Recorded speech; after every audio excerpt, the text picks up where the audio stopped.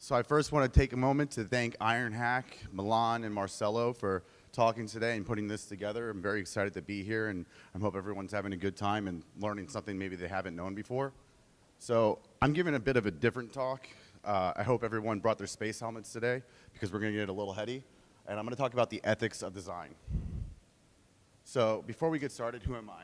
I'm a seasoned entrepreneur. I'm an entrepreneur. I've typically been a person who's been fortunate to constantly find their way into working on things that are at the bleeding edge of technology and having an opportunity to have an opinion on what that should be. So I've been very fortunate in my career to have that, and I'm looking forward to sharing where that's taken me and where that might help you guys think about design in a way that's a bit different. So here I am about 8 or 9 years ago. I started the first TEDx Delray Beach here in South Florida. I get to do what I love all the time. Here's a picture of my wife. I'm sorry, that's actually my dog, and I'm probably going to get killed now. I work at Ultimate Software. I've been working there for about 6 months. I've had an ongoing relationship for a few years before that with their innovation department. And Ultimate Software is a human capital management company, which means we focus on people, and their motto is people first. And people first is something I'm always thinking about long before I was there, and my entire life. Like, everything we do is really about people, and that's what makes humanity great. So I'm also the founder of a little startup called Hux AI, and we're just a little agency that helps companies do exactly what I love to do, which is where do you need to be 4 or 5 years from now, and what's coming that can potentially derail you, and how can you pivot or change and evolve to be able to prepare for that so that you can remain competitive and contributing back to people the way that technology is intended to. So today I'm going to challenge everyone to think differently. There we go. So today I'm going to challenge everyone to think differently, and not think differently in the creative aspect, but think differently about the things that we're using, the technology that we have, and how they're actually affecting your lives. How are they using your time? How are they begging for your time? And is it really the best way to use it? I'm going to get a little Black Mirror on everyone, but it's not all doom and gloom, and there is light at the end of the tunnel. So what are ethics? Moral principles that govern a person's behavior or the conducting of an activity. And the branch of knowledge that deals with moral principles. So, in my opinion, I don't see a lot of ethics happening in design today. I see a lot of profitability happening in design today. I see a lot of creating systems and mechifications to get your attention at any given moment to keep you on their thing rather than someone else's thing. Or even here, how many people today have watched the World Cup, answered a text message, played a game, got distracted during this event? Probably the majority of us. How many people have texted and drive? A lot of you are liars. So why do I want to talk about the ethics of design? Because something's off. Something isn't right today. Something is weird. Something is definitely wrong. And I believe that if you have a really tiny hand and a really cool brush, you can paint a globe. Just kidding. I believe that design can change the world. Just kidding. I believe that designers are already changing the world. We're doing it every single day. The entire world around you is designed. So let's broaden things up a bit and talk about ontological design. Ontological design is this aspect that the entire world around you is potentially designed by human beings to create a certain outcome, and that those design things then affect you internally. And for example, from the chair that you're sitting in, to the phone that you use every single day, to the car that you drove, to the clothes that you're wearing, were designed and then train you to behave in a certain way and do things in a certain way. So your entire experience is created. So I'm going to take a moment to start a video here from Jason Silva. He's the host for Brain Games on History Channel. Pretty cool guy.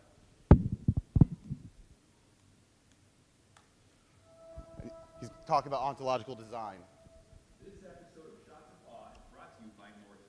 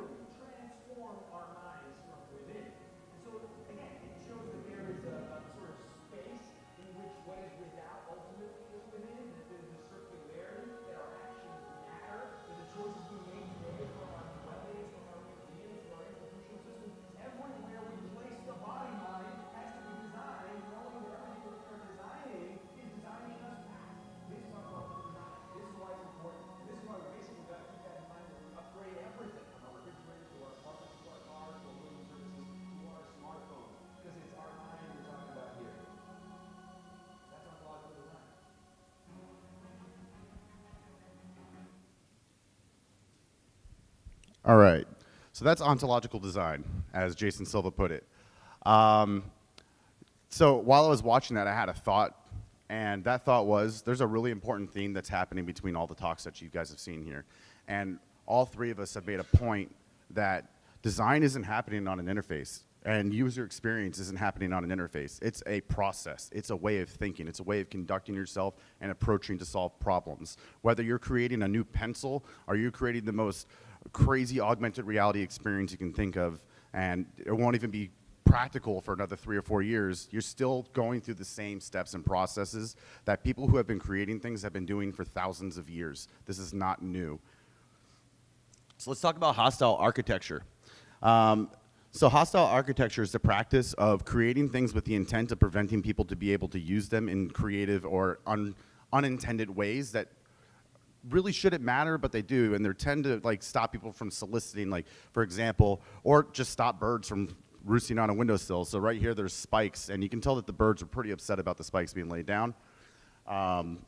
Here's another example of hostile architecture where in front of a courthouse, these spikes have been laid down so people can't lounge around in front of the courthouse.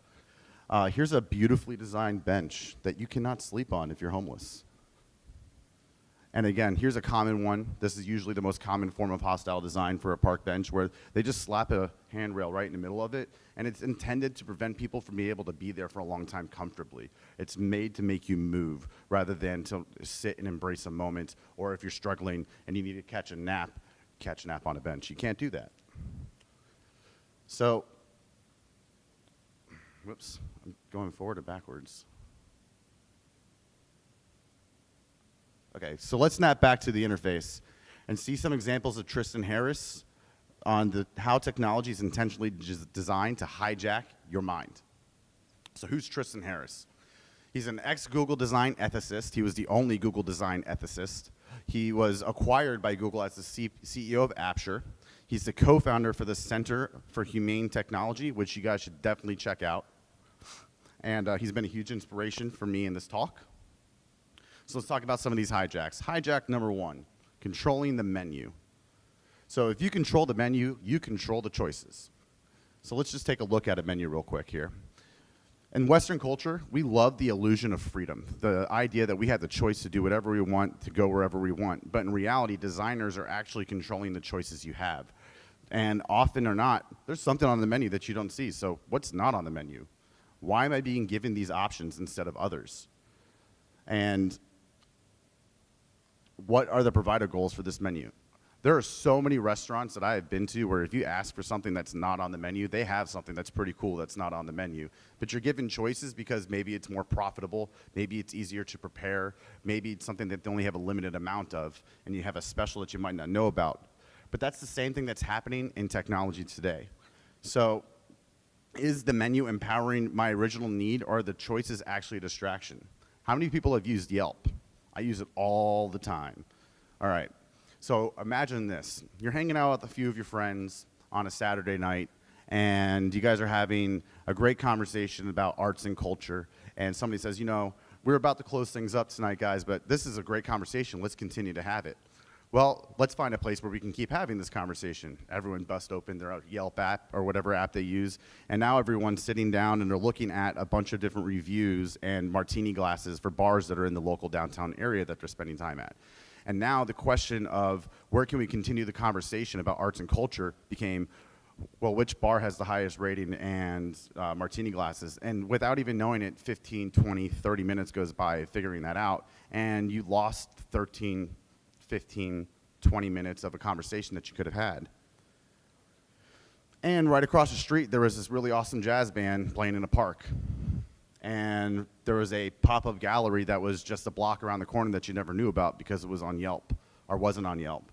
And next to that, there was a coffee and crepes cart that also isn't on Yelp. So it's taken us out of the moment. And I'm not saying that these tools aren't useful, but what I'm saying is, are we using them the way that we are trying to use them? Are they answering the questions that we have, or are these tools actually tricking us into doing things that we don't necessarily want to do, and then they actually make money off of our time? How many people wake up to a notification feed like this every day? I do. It's pretty annoying. It doesn't really get you started. All of that is 5 minutes, 5 minutes, 5 minutes, 5 minutes, and the next thing you know, you're late to work. So let's talk about engaging design. How can you get out of the menu and give people what they want? So the way that email works, or traditionally has worked, is you receive an email about a certain thing, and then you respond to it when you can, which some things require immediate response, some things don't, and none of us are perfect, and it doesn't necessarily mean that we always prioritize the emails we should respond to, or respond to them at all. But what if an email system could intelligently read what the message is about and then provide you information that actually is useful, like the scheduling time for a meeting that you guys both have opening slots for, or this person's available to talk right now, why don't you just answer the question? This is something that Gmail is currently doing, and it's a pretty cool innovation, and it actually gets you out of the application and actually back into communicating with people, which is one of the primary things that design is about, is creating communication. So hijack number 2. Make it work like a slot machine. They're in our pockets, there's billions of them all around the world, and it's called your smartphone. So the average person checks their phone 150 times a day. The average person checks their phone 150 times a day. That is insane. That is 150 times a day, on average, that you are taking yourself out of a real moment that is happening in your life right now.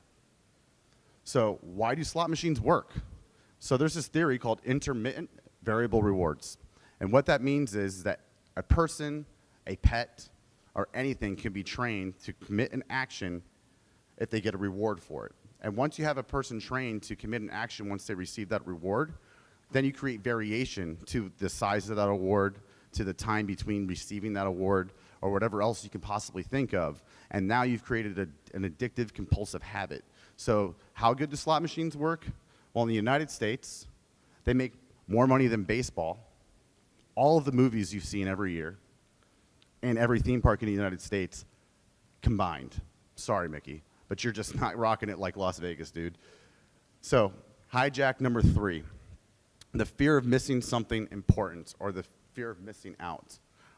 Before I jump into this, I actually want to talk about this a little bit more, because it's like, well, what are the examples? I didn't really give any. So a perfect example of how a phone works like a slot machine, when you open up your phone and you see that there's that little red dot with 5 notifications behind it, you have no idea what those notifications are. They can be complete nonsense that are totally useless to you.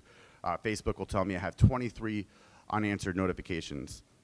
95% of them are events that I don't care to go to, I didn't even know I was subscribed to. It might be an update from someone I haven't spoken to in over a year. It's irrelevant to the time, but it makes me feel important because I have 23 notifications, and I gambled that something there is actually going to make me feel good, which leads me to hijack 3, which is the fear of missing something important. But I might miss something important information. I might miss an important message. I might miss out on a friendship or a potential sexual opportunity. This keeps us subscribed to newsletters without any real benefits whatsoever. How many people are receiving tons of spam mail? Gmail created an entire feature set to solve for this, which is cram your spam mail into promotion folders, social folders, and yada, yada, yada. I don't open those ever, but it's like a spam for not quite spam. And it's weird that we're doing this. And it's all because we've created these systems over the past 20 years or so. Friended to people whom we haven't spoken to in ages. I just recently cleaned out my Facebook because I started creating this talk, where I probably cut down my friends in half, just because there's people I haven't even spoken to or didn't even know I was friends with for years and years and years. And the only thing that was tying me back is like, maybe someday, but if it's really maybe someday, wouldn't I run into them at a coffee shop or at an event and then we strike a conversation? The idea that I'm going to somehow rebuild a relationship over a digital platform is just not how real life works, but we've been tricked into believing that these digital relationships actually are meaningful. And then swiping faces on a dating app, even when we haven't met anyone in a while. So there's this idea that everyone's using Tinder and it's just working for them. Like they're just getting whatever they want all the time. And the reality is that most people on Tinder aren't meeting anyone. Most people are just swiping left. And then they trick you into doing things that they can then monetize. So it's really more about keeping you in the system rather than giving you ways to get what you actually came for and then get out back to the real world. And then it keeps us using social media while breaking down engagement in the real world. So hijack 4, social approval. Mark Howman tagged a photo of you. Do you want to tag yourself? How many likes did I get today? Humans crave social acceptance. It is something that we all need, whether it's family, friends, work, whatever it might be. We're looking for a way to be accepted by people so that we feel like we're part of the human tribal experience. Technology, designers, engineers, we have done a very good job of creating systems to prey on your social acceptance. There's the poke feature in Facebook that has been shoved to the back because it got annoying for everyone, let's be honest. You have Twitter, where most of the communications you have on Twitter are with actual bots. And the same thing with Instagram. It's just a constant feed of nonsense where you're not really gaining anything meaningful from it. But it makes you feel good. So hijack 5, social reciprocity. I had to put that there because it's a word I cannot say without it. So social reciprocity. So what is social reciprocity? If I say hi, you're probably going to say hi back. If I say thank you, you guys say right. So you do me a favor, I owe you one, thank you, you're welcome. You send me an email, it's rude not to reply. If I follow you on Instagram, it's rude for you to not follow me back. And that social reciprocity is prevalent everywhere in technology design. It's done intentionally because as human beings, we can't help it. I look you in the eyes, you're gonna look me back in the eyes. I'll go to shake your hand, you're gonna go to shake my hand unless you really don't like me. And then, we're probably gonna talk about that. So here's a perfect example of how LinkedIn does this really well. LinkedIn's mastered taking advantage of this, where if I have pending invitations to a friendship or something like that, it will also recommend below it people I may know so that I reciprocate that social experience with other people. And they do the same thing with endorsements. Now, I've had so many people I have never worked with in my entire life endorse me for stuff that I'm not even sure I do. So, but as soon as I do that, I get a bunch of stuff or people that I should also endorse because, I don't know any of these people, I've never worked with them, but I definitely should endorse them that they're a great software developer. That's not realistic. That's not how society works. That's not how reputations work. And I have never seen anyone who's been interviewed, or have I been interviewed and someone say, you didn't have enough endorsements for that thing we want to hire you for, so you're just not going to get the job. It doesn't happen that way. It's unrealistic, and yet we still tie ourselves to these tools so much that LinkedIn was sold for $26 billion, which means they have so much data collected on us from creating these hijacking systems that they made $26 billion off of people's time, and it doesn't even actually work. It's crazy. So hijack 6, the bottomless bowls, the infinite feeds, and the autoplay. How many people binge watch on Netflix? Oh, yeah. Yeah. I've watched so many shows so fast. I think my wife and I are in like the 5th run through of The Office right now. So what's the bottomless bowl test? Cornell professor Brian Wansink and his team of researchers ran a study where they created a bowl of soup that would fill itself up with every bite that you took. So if you took a tablespoon from the soup and drank it, a tablespoon would fill back up, and you would never notice. And what they found out is that when people had this infinite bowl, they actually consumed 73% more calories than a person who did not have an infinite bowl. That psychological trick is exactly what is happening on Facebook when they deliberately autoplay the next video after a countdown. How many people have accidentally spent an hour or two flipping through videos on Facebook? You probably flip through 90% of them and they suck, and then you get 3 in a row that are really funny, and you're like, oh man, that is totally worth another hour of searching for. So that's what Facebook does really well, and Netflix does it too. It's really hard for me not to put down Netflix. I've binge watched so many things, and I always tell myself, this is the last episode, but then that 3, 2, 1 hits, and then the episode starts, and I watch it almost every time. It is horrible. And then the news feed, the horrible, notorious news feed. And these news feeds take advantage of you, and they prey on so many different parts of what makes us human. And so what are these design patterns doing to society? Well, in 2007, We saw the release of the glorious and revolutionary iPhone. Look at those beautiful beveled edges, those rounded corners, and that sleek, shiny, glossy design. And the whole world went freaking mad. Everyone went insane. Everyone wanted one. It was one of the fastest selling consumer products ever. And then Apple kept rolling them out one after another, breaking record after record. And the world fell in love with these devices. But seriously, we're losing our minds, time, and souls. Suicide rates since 2007 have increased in men by 30%, and they have doubled for women. Depression rates have steadily increased since 2005. And engagement at work and having a sense of purpose in life are at all-time lows. The average millennial is engaged at work for 28% of the time. It's pretty terrible. But there's a lot of older people here probably like, damn millennials, but guess what? Generation X and boomers are only engaged 32% of the time. It's a 4% difference. No one's engaged anymore. There's someone watching the World Cup right now in this room. Guarantee it. Who is it? Coincidence? I don't think it's a coincidence. I think that we have unintentionally created this world that preys on what it is to be human because it's made by humans, and we weren't really thinking about the ethics or the long-term consequences of what we were creating. We were being pushed from the top down to create things that kept people there to make money. We were creating things, something that designers tend to do. We have a really bad habit of this. It's something I have to break myself of as well. Is we love to talk about the happy path, the path that we idealize our customers and users going down to use something, the intrinsic purpose of what we're creating. And the reality is that there's also this really dark, evil path. There's this horribly evil path that we don't ever think about. And we need to start thinking about, well, how can this thing be used wrong? How could this negatively impact someone's life as well? And in my 10-year career, I have not experienced one situation at work where that question is asked. So it's a question that I'm starting to ask, and it's a question that I've been put in a position to seriously consider and make a case for. So I'm asking everyone here to really think about that as you embark on a career of design. And even if you don't do design, think about what you're doing with the thing that you have, and is it really making use of your time? Is this something that you really should be doing with it? Or you should be working towards, how do we make this technology better? I'm not a Luddite. I totally believe that we've made a tremendous amount of product progress. The progress that we have made technologically as a society is astounding. This is the safest time period in human history to ever live in. You are not going to get murdered if you walk out that door. It's very unlikely.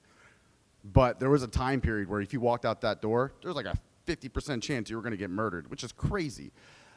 So we live in a very safe time period. And because of that, we're incredibly vulnerable because we have a lot of free time. And that free time is very valuable. So I think that we should really think about how we use it. Like I said, this isn't all doom and gloom.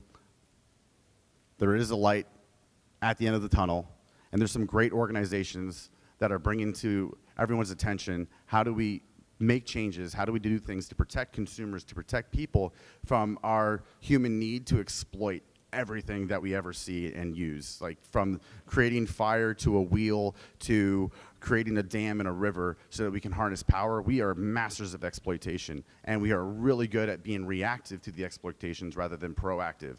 And we're in a state of history where being reactive probably isn't the best way to go about things anymore. So these great organizations, we have Humane Tech, which is the organization that you saw from Mr. Harris, and they're really putting in a huge effort into getting something that's similar to like the FDA for regulating food and drugs, or like the FTC for protecting consumer rights when it comes to trade and your credit and how business can interact with your private information. So they're trying to push something that's going forward with design so that when we create these different platforms and systems, that we're not creating something that's harming the human health, because designers today, whether we realize it or not, technology has become so integrated and so perverse in our lives that it's existential to who we are. And because of that, we are actually affecting the mental health and physical health of people today. And in medicine, they have to take a Hippocratic oath. And we'll get to that in just a second. There's also civic design. Civicdesign.org is an organization that was created by some people who were pretty high up in government that happen to be designers who noticed We're not doing that great from a federal level when it comes to design. Voting systems, nuclear test systems, and accidentally warning Hawaii that they're going to blow up in a few minutes. That happened, and it was because of bad design. So civic design is an organization that's very focused on how do we design in a civil way and provide the public with tools that are going to make their experience with their society improved and better. And then there's companies that are starting to design ethically as well. So we have Flux, and Flux, the entire purpose of it is to remove the blue light from your device so that you can actually get better sleep, because blue light causes your brain to wake up. And when that blue light is removed from your device, your brain can start actively going to sleep. It's proven that if you look at a phone and you're flipping through Facebook in your bed and you plan on going to bed at 10:30, well, you're probably not going to go to bed until 11:30 midnight, and that's being conservative. So what this does, by changing that light, you're more likely to turn off the phone when you're planning on going to bed, because you're not telling your brain that it's daytime anymore. There's Headspace, where Headspace's entire purpose is just to give you back 10 minutes of your time to meditate and focus on you and what's important and get into a good grounded position to start your day. And then there's tools like Thrive. And what Thrive does is will actually make your phone that's smart a dumb phone, so it can only make calls. And you set an interval of time that you want it to do that. And then while that's going on, anyone who messages you or tries to call you, they'll get a response saying basically, hey, I'm in the middle of something important right now. I'm reciprocating to you that I don't have the time, but I will get back to you as soon as I can because I have to focus on this. So it's a really cool tool that can set that boundary that these devices have completely eroded. And then there's app ratings, and this was provided by the Center of Humane Design.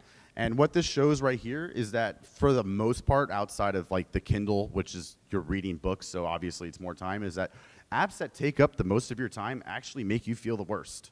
And the apps that actually help you solve a problem and you use the least amount of make you feel the best.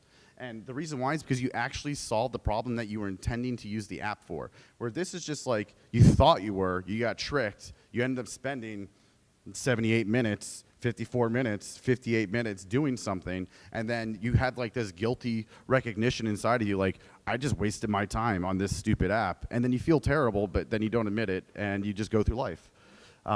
So that's proven. It's a fact. And companies are doing a very good job of either A, taking advantage of this, but now B, realizing it and wanting to do better.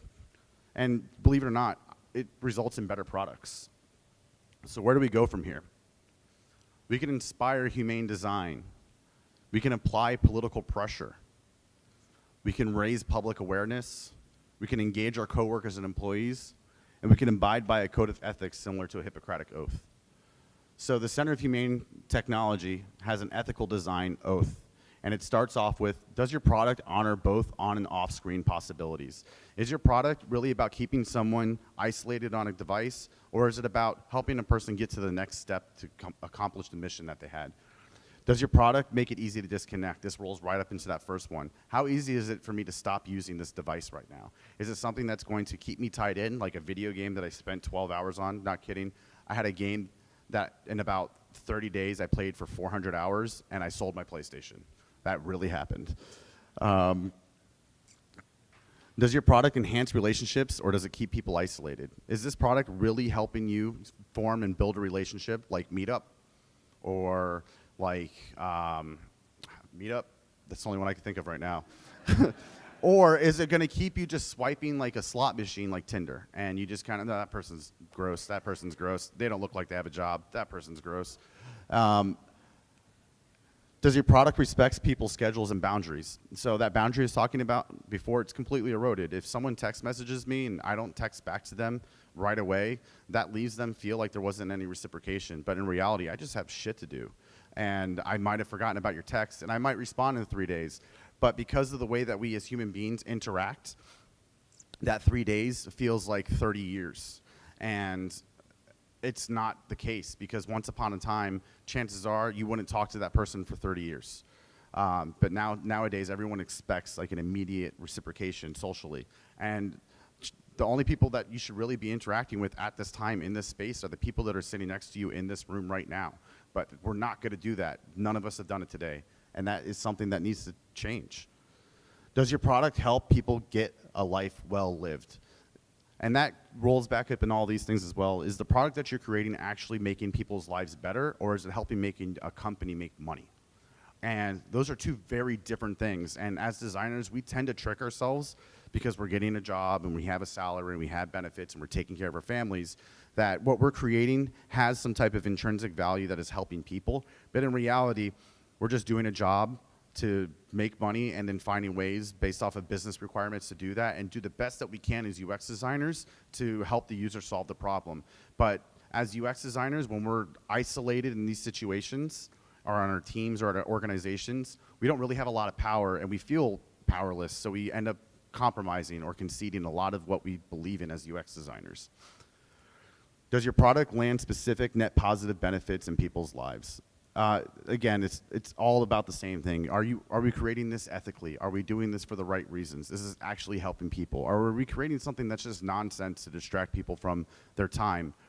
And I keep talking about time because it's the only resource all of us have, and none of us know how much we have of it. Some of you might only have 2 days left of time in this room, and you wouldn't even know. You wouldn't even know. So life is very short. The time you have is very limited, and we have to think about things that way. Does your product minimize misinterpretations and empower truth-seeking? And lastly, does your product eliminate detours and distractions? Let me just bounce through these again because I have a couple more things. So in psychiatry, psychology, in the field of medicine, all doctors, all PhDs, they're practicing through a Hippocratic oath of some form. There's the Geneva oath, there's this oath, and designers are in a position where we are irresponsibly affecting the livelihoods of people, the mental health of people. It's proven. The research is there, the data is there. People who use Facebook and Instagram more are more likely to be depressed or become severely depressed because the moment that feedback of reciprocation leaves for whatever purpose, or they have a public moment that's embarrassing and the whole world crushes them for it, that causes significant depression. Because of that comparison to health, we are in a position where we have to have some type of oath, some type of code of ethics. We need to be together and united and empowered together so that we can come back to these organizations that quite frankly care about being in the black, maintaining a positive growth for their stock. We need to be able to say, this is unethical, it's going to have long-term implications, and it's going to affect society that's going to eventually make you unprofitable. Or eventually someone's going to do something better than you the right way and actually solve the problem, and you're going to lose your business. So we have to find a way to come together to have these arguments and then say that this is the way that we do things, and if you don't like it, you're going to have to go offshore or something. But we have to be able to say, we're affecting society, we're affecting the mental health of people, and we have to have a ethical approach to design. So I want to thank my primary sources, Shad Zaval and Jason Silva, for providing that awesome video on ontological design. Tristan Harris for leading the way, becoming the spearhead for this entire movement and ideology of how technology is hijacking your mind, and becoming a ethicist and creating the Center of Humane Technology. And then Leah Akaroglu for creating How Design Designs Us. This is how I even started learning about ontological design myself and really thinking about things into these terms. So that's my talk. It's the end. And if it's time for pizza, that's cool. If not, I can take some questions.